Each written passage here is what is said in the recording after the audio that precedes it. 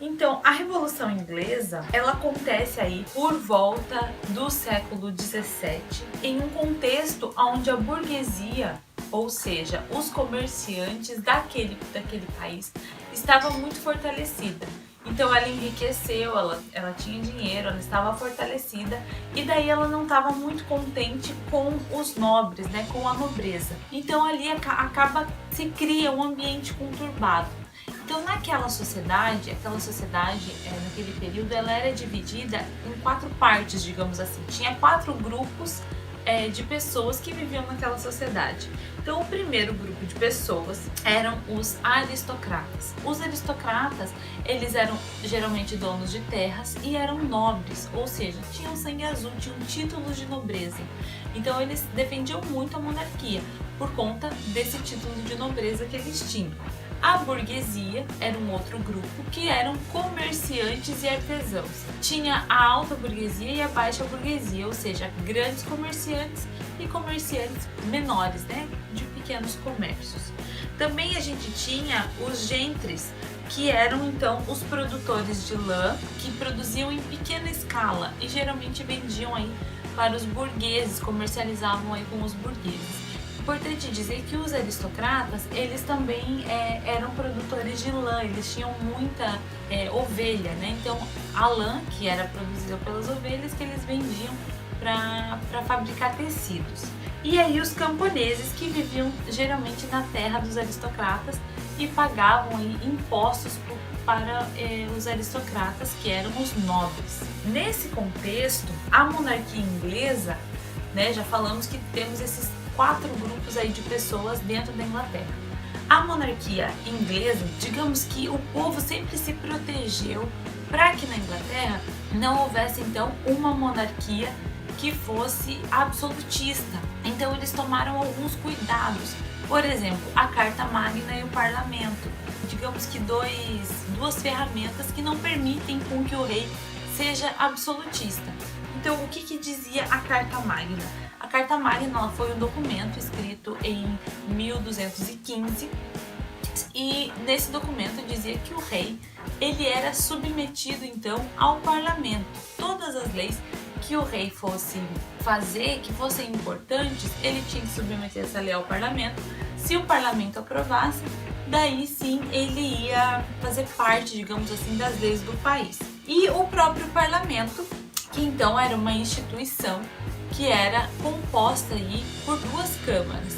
Então tinha a Câmara dos Lordes, que eram os aristocratas que faziam as votações, e tinha a Câmara dos Comunos, que eram aí formado pela burguesia e pelos gentes. O rei submetia as suas ideias, as suas leis, o que ele queria a esse parlamento, e o parlamento votava se ia sancionar ou não essa lei do rei. Então isso limitava muito o poder do rei. Isso era bom por conta que, digamos que impedia com que o rei fosse absolutista, como acontecia em diversos outros países ali na Europa. Por exemplo, a França, que tinha reis extremamente absolutistas. A gente tem aí uma divisão social, então falamos no comecinho, essa divisão entre os 4 povos, 4 classes sociais que a gente tinha na Inglaterra: os aristocratas, os burgueses, os gentes e os camponeses. Então essa classe, mas dentro dessa classe ainda tinha uma subdivisão, que eram então os anglicanos e os puritanos. Por quê? Na Inglaterra, a Inglaterra não era um país católico. A Inglaterra era um país protestante, por conta aí do rei Henrique VIII, rompeu com o Papa, tomou as terras do clero dentro da Inglaterra e daí agora a Inglaterra tinha uma religião própria. E eles eram protestantes. Só que dentro desse movimento protestante, eles acabaram se dividindo entre anglicanos e os puritanos. Então, os anglicanos, eles faziam parte da igreja fundada por Henrique VIII. Então, os anglicanos eram geralmente parte da nobreza. Já os puritanos defendiam aí uma religião mais pura, digamos que livre aí das influências mundanas. Essa religião puritana já era mais seguida, praticada pelos burgueses, tá? O rei Henrique VIII, quem sucedeu ele no trono foi a Rainha Elizabeth I. Ela governou durante muito tempo. Os historiadores, então, eles dizem que ela foi uma boa governante. Ela sofreu alguns atentados, mas ela foi aí uma excelente governante para a Inglaterra. Ela conseguiu unificar, ela foi rainha em um período onde a Inglaterra tinha conflitos seríssimos com a Espanha. E a Espanha, na época, era uma potência marítima. Então, teve aí uma guerra muito grande que ela consegue vencer. Só que aquele apogeu da Inglaterra no período em que ela foi rainha, digamos, ele não prossegue por conta de que essa rainha ela nunca se casou e nunca teve filhos. Então acaba que ela não tem descendentes. Então quando ela morre, um primo dela que vai assumir o trono. Então a Rainha Elizabeth, ela era da dinastia Tudor. E aí o primo dela, o Jaime Stuart, vai ser então o rei posterior a ela. Ele era primo dela, não era nem parente muito próximo. O Jaime Stuart vai ser então o primeiro rei. Mesmo com todas, o primeiro rei da dinastia Stuart. Mesmo com todas essas, digamos que, proteção mesmo que os ingleses fizeram para que o rei não fosse absolutista, o rei Jaime I conseguiu aí fazer com que o governo dele fosse realmente considerado absolutista. Algumas características do governo do rei Jaime. Primeiro, justificou o seu autoritarismo com a teoria do direito divino aos reis. Então ele dizia que o rei podia fazer qualquer coisa por conta que ele era um enviado aí de Deus. Durante seu reinado, perseguiu duramente católicos e puritanos. Lembrando que o rei Jaime ele era anglicano. Estabeleceu um monopólio real sobre o comércio e estabeleceu novos tributos. Então ele foi um rei considerado absolutista que governou aí a Inglaterra durante um período. Não foi muito longo, mas acabou causando alguns estragos, digamos assim.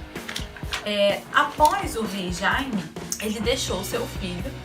O rei Jaime morreu aí em 625, então ele governou de 603 até 625.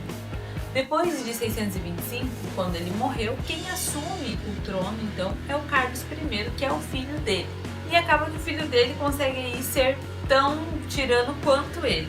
Tentou estabelecer novos impostos e retomar a cobrança de antigos impostos sobre as mercadorias dos portos. Essas medidas não agradaram à burguesia, então aí ele já briga com uma classe social, né? Lembrando que nós temos 4 na Inglaterra nesse período. Fez empréstimos e multiplicou as concessões de monopólio do comércio para reforçar seu poder. Nomeou bispos da igreja anglicana e tentou impor o anglicanismo aos escoceses, os quais invadiram a Inglaterra. Então aqui a gente sabe que a maior parte da população é formada por camponeses, então aqui ele tenta impor a sua religião a eles, já sabemos que também não deu muito certo. Então mais um grupo social com que ele briga, os camponeses. E por último, para resolver essa crise religiosa, convocou o parlamento, que por sua vez tomou o controle do exército. A disputa com o parlamento resultou na Guerra Civil, que durou de 1604 até 1648. Bem, essa revolução, né, essa Guerra Civil, acabou se denominando Revolução Puritana. Na Revolução Puritana, a gente tinha então 2 frentes ali, digamos que acabavam se enfrentando. A frente do rei Carlos e a frente do Oliver Cromwell. No lado do rei Carlos, quem apoiava o rei Carlos queria?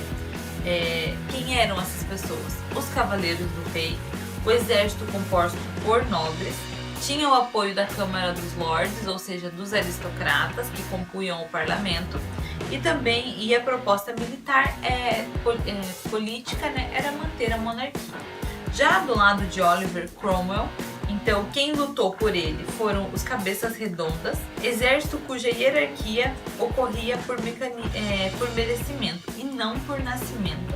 Tinha o apoio da Câmara dos Comunos, que era formada pelos gentes e pelos burgueses, e também sua proposta política era acabar com a monarquia e implantar uma república. Então, após os anos de batalhas, o exército de Oliver Cromwell venceu o exército de Carlos I na Batalha de Nazeb e proclamou a república, conforme os planos dos puritanos. Então, acaba que essa revolta entre o Carlos I e o Oliver Cromwell acaba com a vitória do Oliver e ele proclama a república. É muito engraçado pensar numa proclamação da república em um continente onde grande parte aí dos países eles eram ainda monárquicos, né? Então essa frente, né, de fazer com que a Inglaterra fosse uma democracia foi bem inédita, né, no mundo europeu. Então, após a revolta aí, né, que deu início à república, foi uma república puritana. E essa república puritana, ela tinha algumas características. Ela foi considerada uma república extremamente autoritária. Ela não foi uma república, digamos que democrática, ela foi muito autoritária. Então ela foi marcada por alguns pontos que foram considerados autoritários. Por exemplo, o fechamento da Câmara dos Lordes, eles também mandaram executar o Carlos I, o confisco e venda de propriedades que pertenciam aos aristocratas anglicanos, a eliminação de vários impostos implantados pelas monarquias anteriores e depois a criação do ato de navegação. Essa criação do ato de navegação foi uma coisa boa, por conta que acabou que a Inglaterra se beneficiou muito desse ato de navegação. Então, o ato de navegação de 1651, ele definia que todas as mercadorias negociadas com a Inglaterra pelos demais reinos somente poderiam ser transportadas por navios de bandeira inglesa ou por navios oriundos dos reinos produtores das mercadorias. Essa medida assegurou maior poder e enriquecimento à Inglaterra. Então, a República de Oliver Cromwell, que foi instituída em 1649, não dura muito, porque ele morreu, né? A morte dele foi em 1658 e o seu filho Ricardo assumiu o poder. Numa república, geralmente a gente entende que vai ter um voto para que tenha um outro governante. No caso dele, não. Eles deixaram, o Oliver aí deixa o filho dele como representante, mas ele não tinha poder político algum e logo foi destituído do cargo. Em 1659, então, ele foi destituído do cargo. No ano seguinte, a monarquia foi restaurada com a coroação de Carlos II. Daí que é a chamada Revolução Gloriosa. Acaba que a república, ela se instaura na Inglaterra, mas com pouquíssima força. Ela quase não tinha apoiadores. Foi meio que um golpe de sorte aí eles terem vencido essa revolta contra o Carlos I. Então eles acabam voltando aí depois de algum tempo à monarquia. Então a Revolução Gloriosa também teve alguns pontos importantes, né? Então, primeiro, o monarca católico James II acabou sucedendo o Carlos II. Então, após a morte do Oliver, o filho dele, Ricardo, assume, e daí depois de um ano o rei Carlos II assume. Na Revolução Gloriosa, então, o monarca católico Jaime sucede o Carlos II. Liberais e conservadores unem forças para destituir o rei católico e evitar a restauração da Igreja Católica ao poder. Então, o rei Jaime, que sucede o Carlos, ele é um rei católico. E eles não queriam mais a Igreja Católica, digamos que ditando algumas regras ali dentro da Inglaterra, tá? Então o parlamento obrigou Guilherme de Orange a assinar em 689 a Declaração dos Direitos, que limitava os poderes reais. Também com a deposição do Jaime II, o seu genro Guilherme de Orange, que era anglicano, pôde assumir o poder, né? Deu-se início, então, de novo, na Inglaterra, a monarquia parlamentarista, que acaba ampliando aí com essa medida que o Guilherme de Orange assinou em 1689, a Declaração de Direitos. Ela limitava mais ainda o poder dos reis. Então, por isso que acabou dando certo. Eu espero que vocês tenham gostado.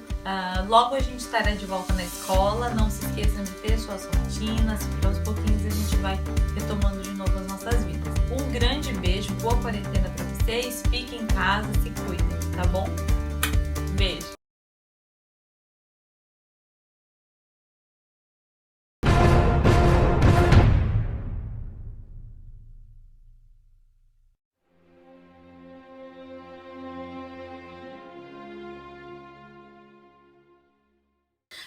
Bem, importante dizer que a Revolução Francesa, para entender ela, é importante que a gente entenda o que estava acontecendo antes da Revolução Francesa.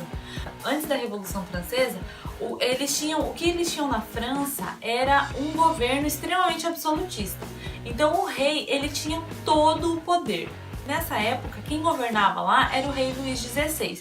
E ele vinha de uma grande dinastia de reis Luíses, né? Teve Luís XIV, Luís XV e aí o Luís XVI.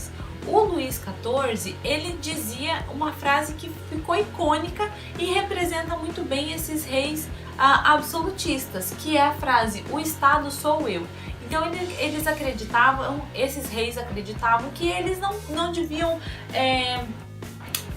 satisfação a absolutamente ninguém. Ele conseguia aí fazer tudo o que ele quisesse, esmagando a população. Então ele cobrava altos impostos dos camponeses e não cobrava nenhum imposto nem do clero e nem da nobreza. Então ele era um rei extremamente absolutista. Uma dica de filme para vocês é o filme Maria Antonieta. No filme Maria Antonieta fala um pouco sobre a vida da rainha, né? A Maria Antonieta foi esposa aí do Luís XVI e nesse filme vai mostrar bastante aí como que era a França naquele período, como que era essa sociedade cortesã, nessa sociedade de corte que eles tinham lá naquela época. Então a população estava passando uma baita fome, porque nessa época, um pouco antes da Revolução Francesa, teve um período de seca muito grave. Então isso acabou diminuindo os recursos, né, a alimentação, e acabou que a França entrou em uma grave crise econômica. Outros fatores também que levaram a França a ter uma grave crise econômica foram o fato de ela ter entrado numa guerra com a Inglaterra que durou 7 anos, e também ela ajudou os Estados Unidos financeiramente com homens na sua guerra contra a Inglaterra, né? Então os Estados Unidos, ele era colônia da Inglaterra, ele queria a sua independência e, né, guerreou com a Inglaterra, e a França ajudou então os Estados Unidos. Os Estados Unidos ganharam essa guerra, mas a guerra que a França fez com os Estados Unidos com a Inglaterra, essa ela não ganhou. Então, além de ter batalhado 7 anos com a Inglaterra, ela perdeu essa guerra, ela ajudou os Estados Unidos acabou ganhando, mas ela enfraqueceu muito, ela ficou muito pobre. E mesmo assim, o luxo imperava no palácio do rei, né? Então o rei morava aí no Palácio de Versalhes, e se vocês forem assistir, vocês vão ver quão luxuoso era a vida que eles tinham. Então ele mandava, tipo assim, coisas absurdas. Eu quero um elefante de estimação, manda buscar lá da Índia um elefante. Então o elefante vinha lá porque o rei queria um elefante. Então eram umas coisas assim absurdas, era muito, e a população estava passando muita fome. Então, como teve essa grande crise aí, o que o Luís XVI fez? Ele convoca os Estados Gerais, ou seja, representantes do povo, representantes do clero e também representantes da nobreza, para que se decida ali o que eles iam fazer. Só que assim, acabou que houve um impasse entre o clero e a nobreza, e o povo, né? Então, o clero e a nobreza, eles queriam então o voto, queriam assim que tivesse o voto, mas que tivesse assim o voto como sancional, que a gente fala, que é o voto por recurso financeiro. Por exemplo, você só pode votar se você tem dinheiro, se você é rico. Se você não é rico, você não pode votar. Já os representantes do terceiro setor, que seria o povo, queria o voto direto. Isso começou uma briga gigantesca dentro dessa Assembleia e o Luís XVI simplesmente dissolveu a Assembleia. Quando ele dissolve a Assembleia, isso gera uma revolta gigantesca no terceiro setor. Nessa revolta, eles conclamam de novo uma nova Assembleia, que aí vai ser a Assembleia Nacional, para que eles façam uma Constituição. Eles vão dizer, não, nós precisamos de uma Constituição. Isso acaba desembocando na queda da Bastilha. Então, em 14 de julho de 1789, acaba que eles invadem a Bastilha. A Bastilha, o que era a Bastilha? A Bastilha ela era uma prisão onde o rei enviava as pessoas que discordavam dele. Qualquer pessoa era enviada para a Bastilha. Então o povo ele se revolta, ele invade a Bastilha, derruba a Bastilha e essa queda da Bastilha acaba sendo um marco do início da Revolução Francesa. Então foi em 14 de julho de 1789, quando a Bastilha caiu, que daí começou digamos que a revolução mesmo, né? Então eles conclamam então aí uma nova Assembleia e dizem, não tem mais como, nós precisamos então de uma Constituição, não é possível mais esse rei ficar mandando e desmandando a torta direita e a gente não poder fazer nada. Então eles convocam então a Assembleia Nacional Constituinte. Dessa vez o terceiro setor convoca essa Assembleia Nacional e daí acaba que eles decidem ali diversas reformas políticas. Entre elas, entre essas reformas, teve a aprovação da Declaração dos Direitos dos Homens e do Cidadão, que acabou os ideais de liberdade, igualdade e fraternidade que a gente tem hoje, que são coisas muito simples para nós, para aquela época não eram tão simples assim. Você ter liberdade, você nascer camponês, mas eu não quero mais ser camponês, agora eu quero ser comerciante. Essa simples liberdade que nós temos hoje, de escolher a nossa profissão, lá não existia isso. A pessoa que nascia camponês ia viver camponês e ia morrer camponês. E a pessoa que era nobre, nascia nobre, vivia uma vida luxuosa, cheia de privilégios, sendo nobre e morria nobre, e os filhos dela seriam nobres. Então, essa aprovação dessa Declaração dos Direitos Humanos, do Homem e do Cidadão, acaba que serve de base depois para a Declaração dos Direitos Humanos. Também eles aprovaram na Constituição Civil o confisco do clero, né? Então eles confiscam os bens da igreja, o que também acabou revoltando o clero, porque imagina, eles tinham muita terra na França e daí eles decidem assim, numa Assembleia Nacional que as terras não são mais do clero, agora as terras pertencem ao Estado. E também eles têm a aprovação de uma nova Constituição. E daí eles determinam nessa Constituição o poder executivo, legislativo e judiciário. Continua sendo uma monarquia, mas aí vai ser uma monarquia constitucionalista, ou seja, o rei vai ser submetido a essa Constituição.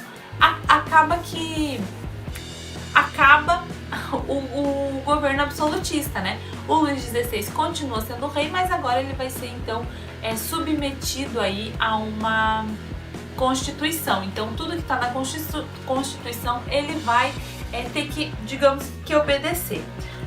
Os partidos revolucionários, então, são 3 partidos revolucionários. Os jacobinos, que são importantes, a gente vai falar deles mais pra frente. Os planícies ou pântano, que digamos que era mais de centro, assim. E os jordinos, que eram de direita. Então, os jordinos, eles eram formados por antigos nobres e por burgueses da alta burguesia. Então, eles eram extremamente conservadores e aquela coisa toda. Já os jacobinos, eles eram fundamentalmente constituído esse partido por trabalhadores e a burguesia baixa, né? Os baixos burgueses, que eram os trabalhadores, os artesãos, os camponeses. Então, esses eram os jacobinos, que sentavam sempre à esquerda do parlamento. Por isso, hoje em dia, tem essa divisão entre direita e esquerda. Então, os trabalhadores, os pobres, eles sentavam-se à esquerda e formavam digamos que esse partido, né, os jacobinos. Já os georginos, que eram a nobreza e a alta burguesia, que tinham mais dinheiro, eles não queriam tanta revolução. Eles queriam tirar a monarquia não era legal, não era interessante para eles, um governo absolutista, mas eles também não queriam, assim, que, por exemplo, todo mundo tivesse direito a voto. Eles queriam um voto sancionado, ou seja, um voto de acordo com a renda da pessoa. Só os ricos, para só os ricos poderem votar.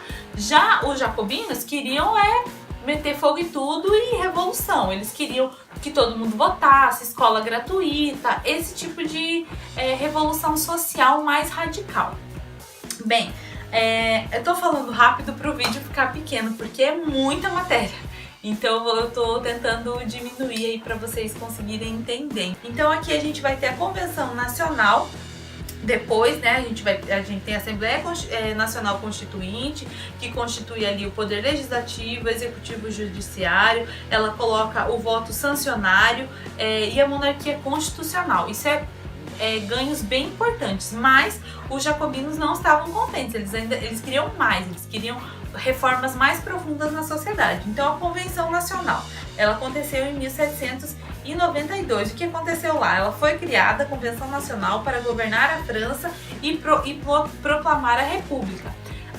Com a proclamação da República, acontece que o rei ele tenta fugir da França e tenta buscar apoio em outros países. Na Áustria, por exemplo, ele quer que a Áustria se junte a ele para que ele retome o poder de novo da França. E acaba que esse pessoal aqui que fez a revolução, que proclamou a República, descobre e acusa ele de traição, de alta traição. E ele é condenado então à morte. Então ele é guilhotinado em janeiro de 1793. Então os jacobinos, liderados pelo Robespierre, ocuparam a liderança da Convenção Nacional em 1793, dando início assim o período de terror, em que em um ano executou milhares de pessoas. Então os jacobinos, com essa sede de revolução que eles estavam, por ser um povo que estava passando muita fome, eles queriam outros direitos, né? Eles queriam ter mais participação. Quando eles conseguem tomar esse poder dos jacobinos, dos georginos, eles acabam instaurando um período de terror, porque morreu muita gente. Eles guilhotinaram milhares de pessoas, tudo